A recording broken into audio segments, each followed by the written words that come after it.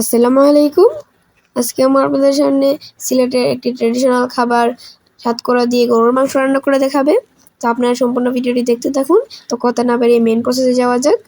তো এটি রান্না করার জন্য আমার একটি প্যানে পরিমাণ মতো সয়াবিন তেল দিয়ে আস্ত গরম মশলা এবং বেশ খানিকটা পেঁয়াজ কুচি অ্যাড করে দিল।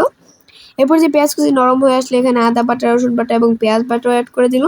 এরপর যে এখানে অ্যাড করে দিল লবণ, তারপর হলুদের গুঁড়া, মরিচের গুঁড়া, ধনিয়ার গুঁড়া, জিরার গুঁড়া, শাহি গরম মশলার গুঁড়া। এরপর যে এখানে অ্যাড করে দিল টমেটো কুচি। এখানে আমি একটি টমেটোকে কুচি কুচি করে দিয়ে দিয়েছি। এরপর যে এটিকে সামান্য পানি দিয়ে কষিয়ে নিতে হবে।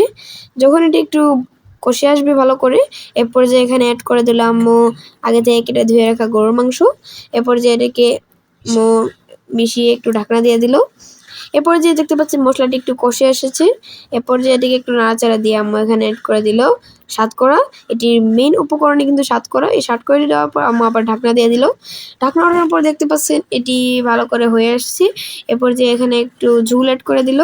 তারপর নাড়াচাড়া দিয়ে এভাবে নামিয়ে নিলে কিন্তু তৈরি হয়ে যাবে আমাদের এই দারুণ মজাদার সিলেটের ট্র্যাডিশনাল সাতকরা দিয়ে গরুর মাংস। ভিডিওটি ভালো লাগলে অবশ্যই লাইক করে দিবেন। চ্যানেল নতুন হয়ে থাকলে সাবস্ক্রাইব করতে ভুলবেন না।